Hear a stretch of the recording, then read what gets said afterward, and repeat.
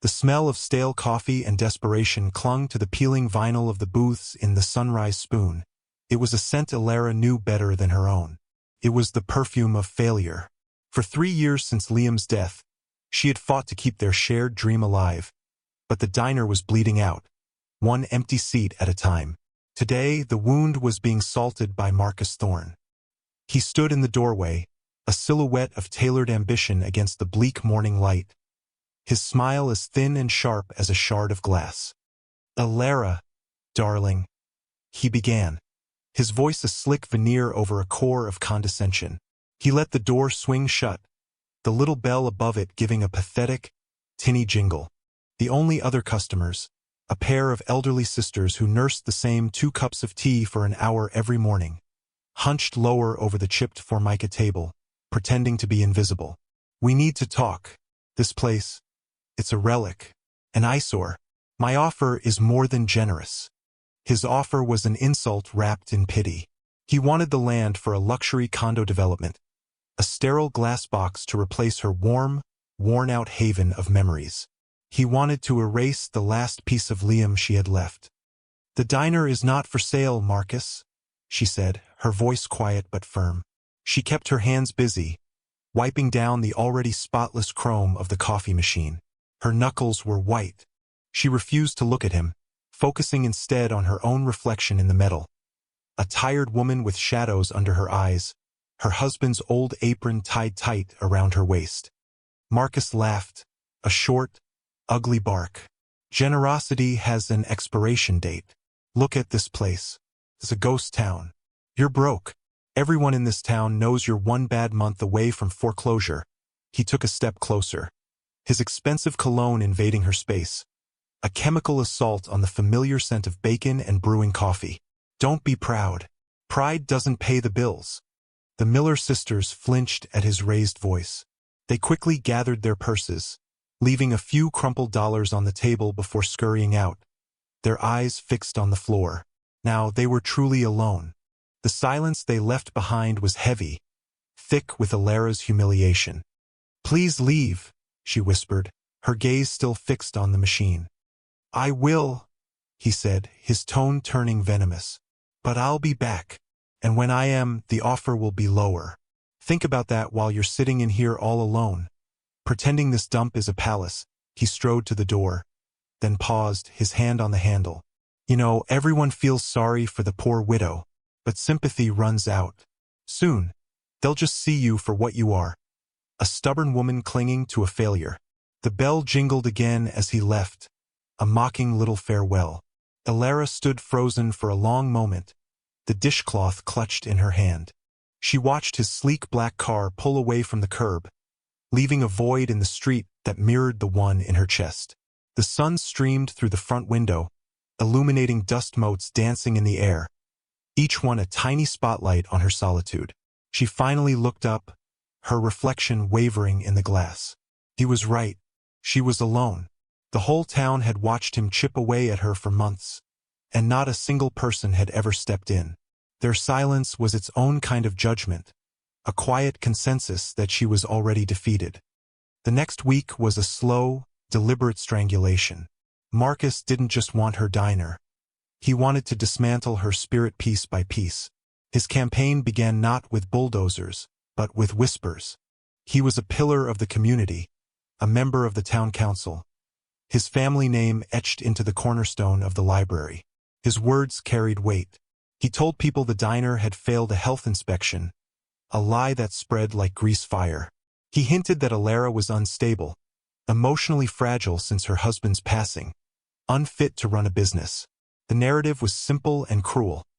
She was a tragic figure who couldn't let go, and his development project was a mercy, a way to put her and the failing business out of their misery. Customers who had been coming for decades suddenly crossed the street to avoid her entrance. The morning regulars dwindled to none. The silence in the Sunrise Spoon grew louder each day, an oppressive hum of emptiness. Then came the official notices, a violation for a faded sign, a complaint about the smell of the grease trap, filed anonymously, a formal review of her liquor license, citing unsubstantiated claims of serving after hours. Each letter was a paper cut, small and stinging, but they were adding up, threatening to make her bleed out. He confronted her again on a Tuesday afternoon. The sky was overcast, mirroring the gloom that had settled over her life. She was taking out the trash, the alley behind the diner feeling more like a cage than ever.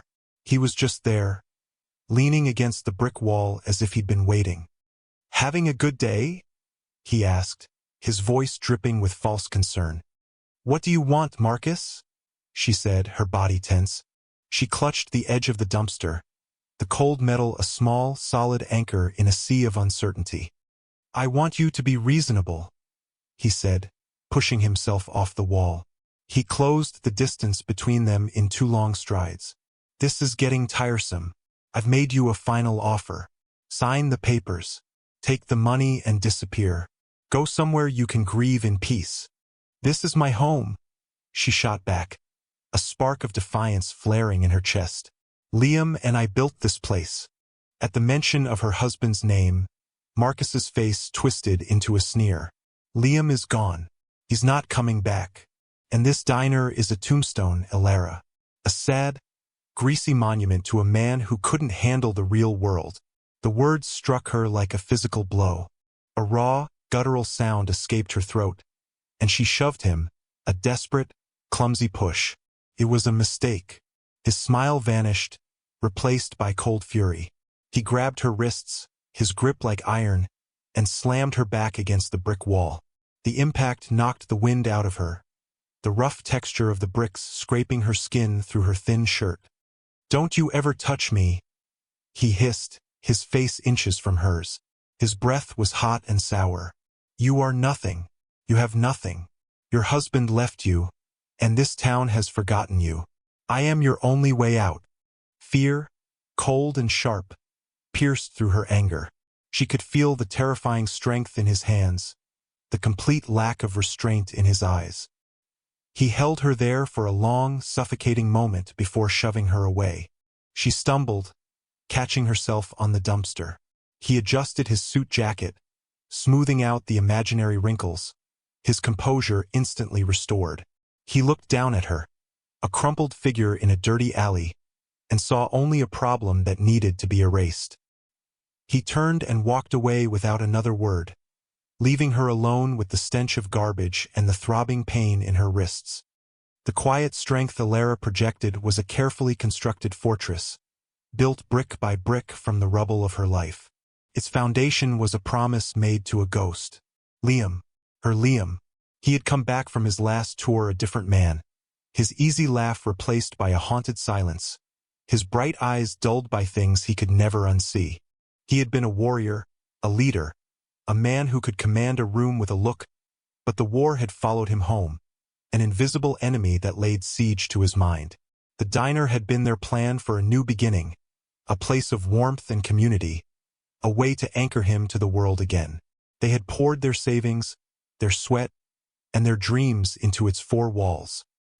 He'd sanded the floors himself, his strong hands, once so skilled with a rifle, now gentle and precise with the wood. She remembered the night before they opened. They sat in a booth, the air thick with the smell of fresh paint and new beginnings, sharing a bottle of cheap champagne. "To the sunrise spoon," he toasted, his smile reaching his eyes for the first time in months. "May it always be a place where people feel safe."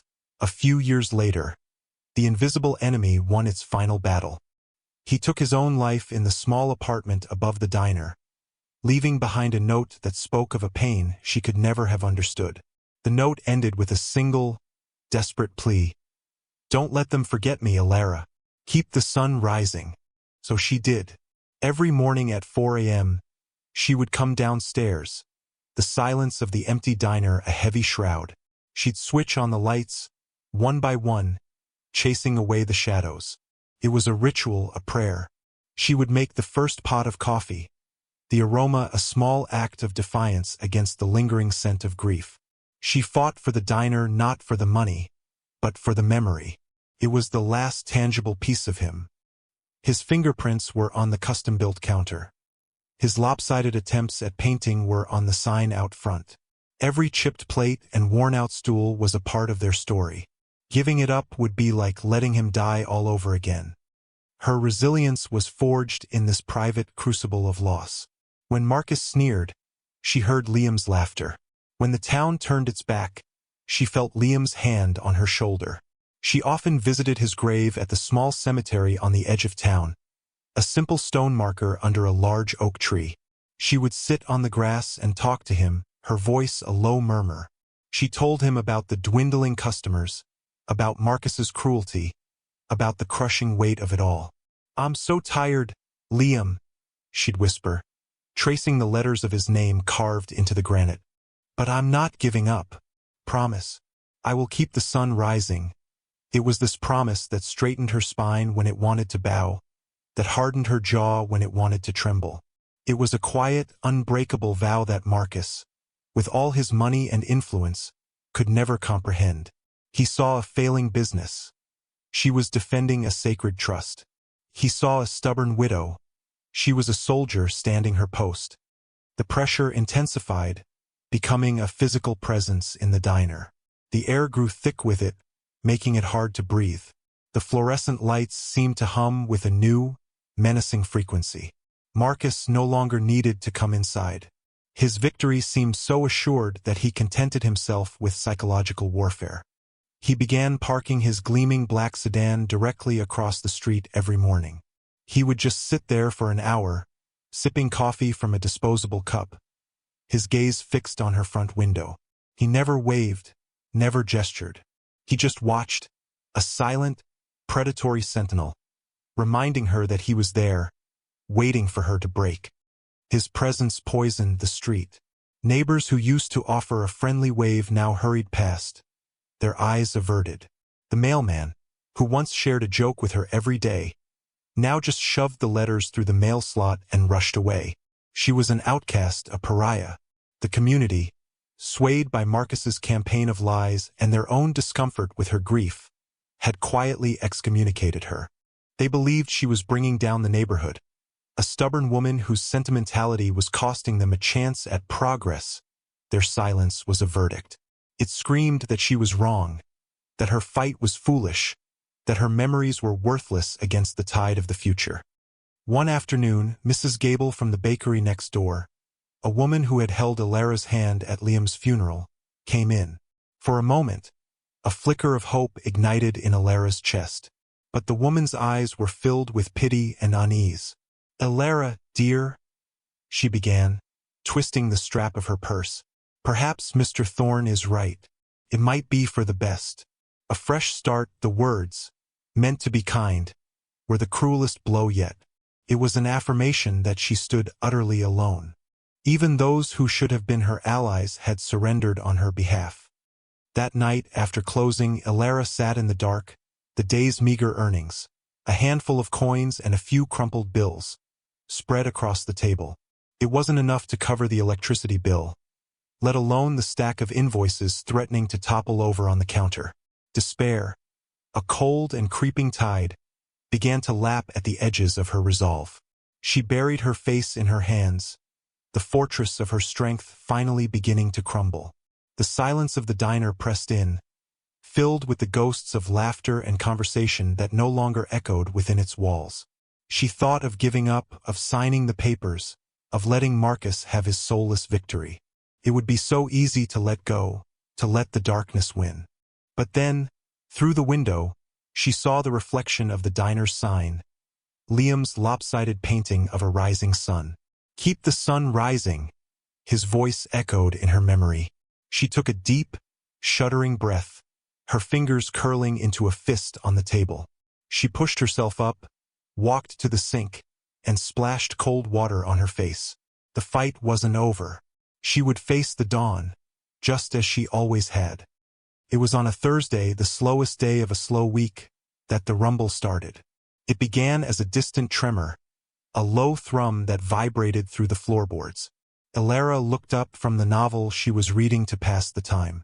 The sound grew, deepening into a guttural roar that rattled the windows in their frames. A line of motorcycles, chrome glinting under the pale sun, pulled up in front of the diner. There were at least a dozen of them, big, heavy machines that looked like mechanical beasts. The men who dismounted were just as intimidating. They were large, clad in worn leather vests covered in patches, their faces weathered and bearded. They moved with a slow, deliberate confidence that commanded the space around them. The few pedestrians on the street froze, staring, before hurrying on their way. The bell above the door jingled, announcing their arrival. They filed in, their heavy boots thudding on the linoleum, and the small diner suddenly felt crowded, charged with a raw, masculine energy. They took up an entire section of booths, the cracked vinyl groaning under their weight. Silence fell as they studied the menus, a silence that felt different from the oppressive emptiness she was used to. This was a watchful, patient silence. Alara picked up her notepad, her heart hammering against her ribs, and walked over. "Welcome to the Sunrise Spoon," she said, her voice steadier than she felt. "What can I get for you?" The man at the head of the booth, clearly their leader, looked up. He was immense, with a gray-streaked beard that covered most of his chest and eyes that were surprisingly kind. A patch on his vest read Grizz. "Coffee," he grunted. "Black, for all of us. And whatever you've got on the grill that's hot." She spent the next hour working in a focused daze, grilling burgers, frying eggs, and pouring endless cups of coffee. They ate with a quiet efficiency, their conversation consisting of low murmurs and grunts. When it was time to pay, they ambled up to the register, pulling out worn leather wallets. One of them, a younger man with nervous eyes, came up short. He flushed with embarrassment, muttering an apology to Grizz. Alara saw the exchange. She saw the shame on the young man's face and the small pile of cash in her register. It was barely enough to cover her supplier for the day. But in that moment, she didn't see a business transaction. She saw a group of weary travelers, and she heard Liam's voice in her head, talking about the camaraderie of the road. Without a second thought, she pushed the young biker's money back across the counter. "It's on the house," she said, her voice soft but clear. She looked at all of them. "For all of you. A full belly makes the road shorter." The diner went quiet. The bikers stared at her, their expressions unreadable. Grizz's gaze was intense. His eyes flickered down to her arm, where a faint, purplish bruise was visible on her wrist from her encounter with Marcus in the alley. He didn't say anything, but his jaw tightened. He simply gave her a slow, deliberate nod. It wasn't a thank you. It was an acknowledgement, a sign that her act of selfless generosity, an act she couldn't afford, had been seen and understood. It was a silent promise of reciprocity, though she didn't know it yet. Just as the bikers were preparing to leave, the bell on the door jingled again. Marcus Thorne stepped inside, a smug, proprietary air about him. He stopped short when he saw the crowd of leather-clad men, his upper lip curling in distaste. He scanned the room, his eyes dismissing the bikers as nothing more than low-life riffraff before they landed on Alara. His gaze was predatory. He had clearly seen their motorcycles parked outside and had come to gloat, to mock her for the kind of clientele she was now attracting. Well, Alara," he said, his voice loud enough for the entire diner to hear. "Scraping the bottom of the barrel for customers now, are we? I suppose beggars can't be choosers." Palpable tension seized the room. The low hum of conversation among the bikers ceased completely. Every single one of them went still, their coffee cups frozen halfway to their lips. They didn't turn to look at Marcus. They just watched Alara, their eyes like chips of granite. Their collective silence was a heavy blanket, far more menacing than any shouted threat could have been. Alara felt a cold dread wash over her, but it was immediately followed by a surge of weary defiance. She was done being afraid. She was done being humiliated. She met Marcus's gaze, her own clear and steady. "They're paying customers, Marcus, which is more than I can say for you. Now, if you're not here to eat, you can leave." Marcus laughed, a condescending, theatrical sound. "Oh, I'm not going anywhere. I just came by to see how my favorite charity case is doing." He took a step toward the counter, deliberately invading her space, a power move he had used many times before. "Have you come to your senses yet? Are you ready to sign the papers and stop this pathetic little charade?" Grizz, the biker leader, slowly placed his coffee mug down on the table. The soft click of ceramic on formica sounded like a gunshot in the silent room. He still didn't look at Marcus. His eyes were fixed on Alara, watching her, gauging her. He saw the faint tremor in her hands, but he also saw the unyielding strength in her spine. He saw a woman standing her ground against a bully, a woman who had just shown his men kindness when she had nothing to spare. The few neighbors who had been peeking through the windows of their own shops, drawn by the spectacle of the motorcycles, were now watching the drama unfold. They saw Marcus, their town's successful son, belittling the quiet widow. But for the first time they saw it through a different lens. They saw his cruelty, not her weakness. They saw her dignity, not her desperation. Whispers began to ripple through the small crowd gathering on the sidewalk. Their perception, so long shaped by Marcus's narrative, was beginning to fracture. They were witnessing a standoff, and the person who looked weak and pathetic was not the woman behind the counter. As Marcus leaned in closer, his voice dropping to a venomous whisper meant only for her, Alara's gaze shifted. It moved past Marcus's sneering face and met Grizz's. Her heart was pounding, a frantic drum against her ribs. She remembered something Liam had taught her years ago, a relic from a past he rarely spoke of. It was a small, almost imperceptible gesture, a quiet language of warriors. Her right hand, hidden below the counter, moved slightly. She tapped her thumb against her index finger twice, then her middle finger once. A simple, silent code. Imminent threat. Hostile contact. Requesting support. Grizz's eyes, which had been watchful, narrowed into sharp, focused points. His whole demeanor changed. The calm patience vanished, replaced by a cold, lethal alertness. He had seen it. He had understood. The signal was an old one they hadn't used in years, a code from the club's earliest days when Liam was still one of them. Marcus, oblivious, continued his tirade. "You're finished, Alara. It's over. Just give up." Grizz slowly pushed his chair back, the sound scraping loudly across the floor. He pulled out an old, beat-up flip phone. With one thumb, he pressed a single speed dial button. He didn't put the phone to his ear. He just let it connect, his thumb hovering over the end call button. Marcus glanced over, a smirk playing on his lips. "What are you going to do? Call your biker buddies? I'm shaking in my $1,000 shoes." He turned back to Alara, but before he could say another word, the sound began. It was the same sound from earlier, but magnified 100-fold. A low, distant rumble that grew exponentially, a wave of sound building on the horizon. It was not a dozen engines this time. It was a legion. The windows of the diner began to vibrate, the sugar shakers on the tables dancing. The sound became a physical force, a deafening, apocalyptic roar that consumed the entire town. It was the sound of thunder, of an earthquake, of an approaching army. Marcus's smirk faltered. He looked out the window, his face paling. Down the main street, a river of steel and chrome was flowing toward them. Dozens, then scores, then what looked like over 100 motorcycles. Their headlights, a swarm of angry eyes, descended upon the small town square. They moved with a terrifying, synchronized grace, peeling off to surround the diner, blocking every street, every exit, every escape route. The town came to a standstill. People poured out of their shops, their faces a mixture of terror and awe. Within minutes, the Sunrise Spoon was the epicenter of a siege, an island in a sea of leather and roaring engines. The bikers cut their engines in unison, and a sudden, profound silence fell, a silence more intimidating than the noise it replaced. The bikers dismounted, a wall of men forming a silent, impenetrable perimeter around the diner. They didn't speak.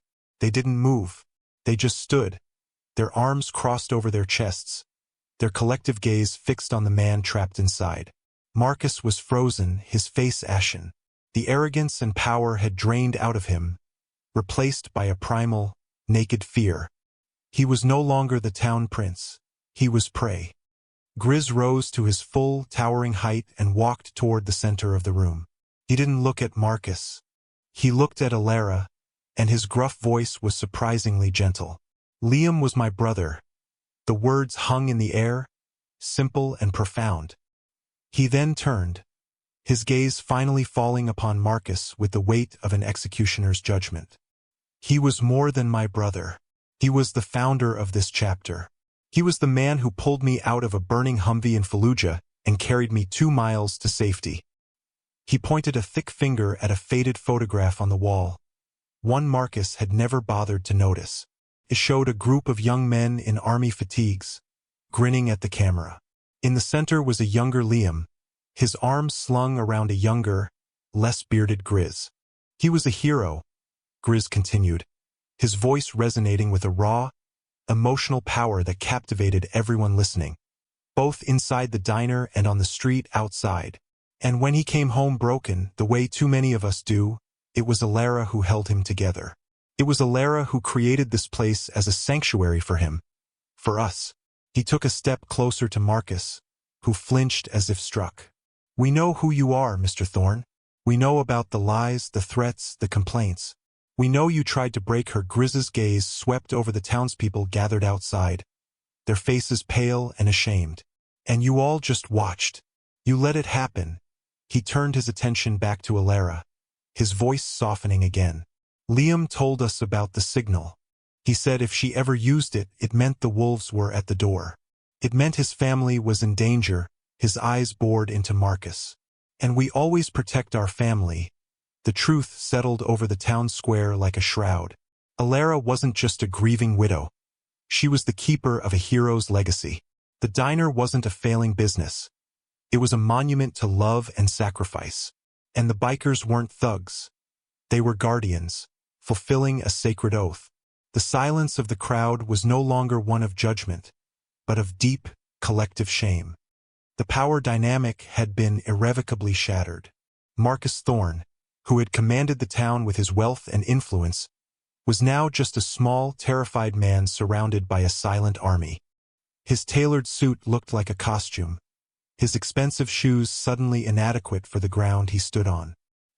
He looked at the faces of the bikers, each one a mask of cold resolve, and saw no mercy. He looked at the townspeople, their expressions now a mixture of pity and contempt for him, and saw no allies. He was utterly, completely alone. Grizz stepped forward until he was only inches from Marcus. The big man didn't raise his voice. He didn't need to. His words were low, sharp, and carried the finality of a closing coffin lid. "Get out," he said. "Leave this town. Do not come back. Do not contact her. If we ever see your face here again, if we even hear your name whispered in the wind, we will come and find you. And you will discover that we are far less reasonable than she is." There was no negotiation. There was no argument. Marcus, trembling, nodded mutely, his eyes wide with terror. He stumbled backward, bumping into a table. The bikers parted a narrow path for him, a gauntlet of silent judgment. He practically ran from the diner, his hurried steps a pathetic scramble for safety. He fumbled with his car keys, dropped them, and scrambled to pick them up, all under the watchful gaze of 100 men.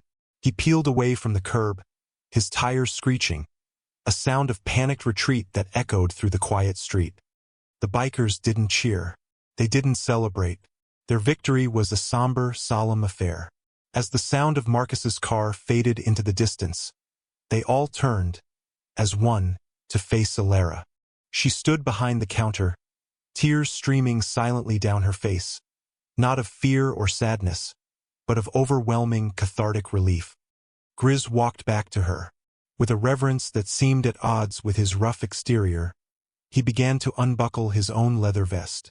It was a sacred object, covered in patches that told the story of his life, his loyalties, his history with the club. The most prominent patch, stitched over his heart, read President. He took the heavy vest off and gently, carefully, draped it over Alara's shoulders. It was huge on her, enveloping her small frame in the scent of worn leather, road dust, and brotherhood. "Your family, Alara," Grizz said, his voice thick with emotion. "Liam's family is our family. This place," he swept his arm to encompass the entire diner, "is under the protection of the Iron Disciples. No one will ever harm you or this sanctuary again." That was the signal. The dam of the community's shame finally broke. Led by Mrs. Gable from the bakery, her face streaked with her own tears, the townspeople began to move. One by one, then in a flood they filed into the Sunrise Spoon. They filled every booth, every stool. They didn't just order coffee. They ordered full meals. They paid with crisp $20 and $50 bills, telling her to keep the change. The diner, so long silent and empty, was now filled with the buzz of conversation, the clatter of cutlery, and the hum of a community trying to atone. For the first time in years, Alara was not alone. She was surrounded, protected, and finally truly seen. The weeks that followed were a quiet renaissance for the Sunrise Spoon. The memory of that day, the thunderous arrival, the silent standoff, the public reckoning, settled into the town's folklore. Marcus Thorne was gone, his properties quietly sold off, his name spoken only in cautionary whispers.